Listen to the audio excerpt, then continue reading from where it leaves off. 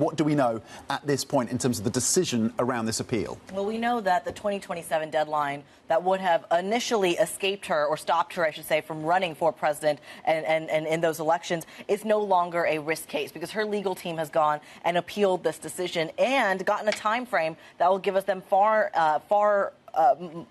enough cushion, I should say is the right term, to be able to get an answer and still run for president if it were to run in her favor. So now it looks like we're going to get a decision by the summer of 2026, which Tom admittedly still feels very, very far away, because she's not just talking about dealing with an electoral ban. She's also talking about jail time of something like 2 years as well. The start time of that ban is also in consideration. It also jeopardizes her current seat and say in the French parliament as well, which is the other piece to the story, because we know historically, when you look at kind of her role in French politics right now, she was key in terms of really stopping a lot of the legislation and a lot of the moves from Francois Bayrou, as well as his predecessor, Michel Barnier, as well. So that has kind of been the role that she has had, and a key one, by the way, in splitting Parliament into 3 different cohorts, basically, to really stop all of that legislation. So this is where things get really tricky. The argument she is making, or her legal team, I should say, is making, is that ultimately, because she's so high profile and because she's a politician, at the end of the day, that there is going to be a question of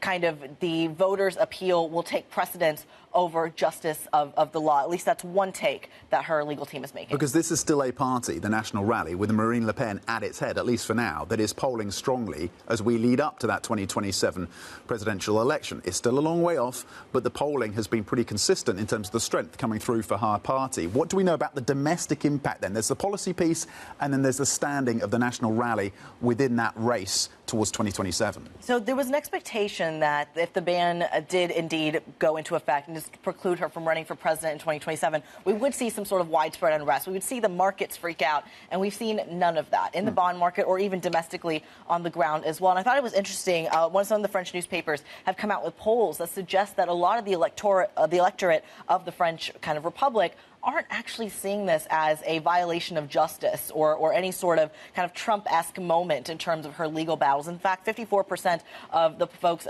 polled by Le Figaro have talked about the fact that they actually think this is French democracy at work. Another 63% have said actually they're indifferent to the verdict. They haven't been following this case at all. So this kind of moment that we've seen in terms of Le Pen's impact on domestic French politics isn't there yet. That being said, stay tuned, because there is also an element or a question here by geopolitical analysts saying maybe we're just too far away from the actual presidential election and from the idea of the appeal in the summer of 2026 for this to actually create any real reaction for something that's about 2 years out. Yeah, there's Jordan Bardella within the National Rally. There's Jordan Bardella waiting in the sidelines, still in his kind of late 20s, which is pretty remarkable. But he's a key player within the National Rally who some have speculated could take Marine Le Pen's place. Maybe that has been put on the sidelines, at least for now. When it comes to the political mechanics of France, it was the National Rally who had to be won over to get the budget across the line for the Prime Minister Bayrou, as you say.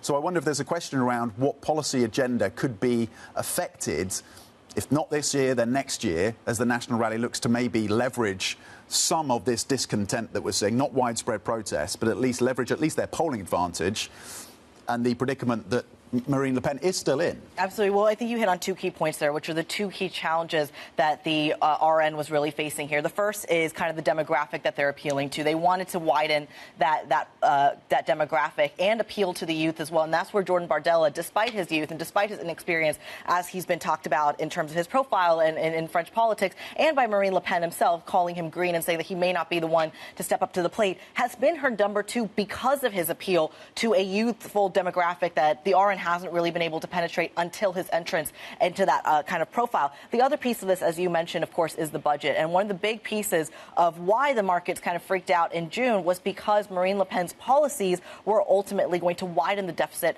not close it. And that's another piece of this, because if you look at the last deficit numbers, for instance, Bayrou's budgets and policies that he has been able to get through Parliament has pulled a deficit that was expected to be at 6.1% down to 5.8%. And the markets appreciated that. It hasn't closed the Oat-Boone spread completely, but it has narrowed it at a time when we know the Boone kind of yield has also been rising. So there is a double whammy here, that some of the deficit concerns that did surround Marine Le Pen, at least for the markets, may not be there to that extent.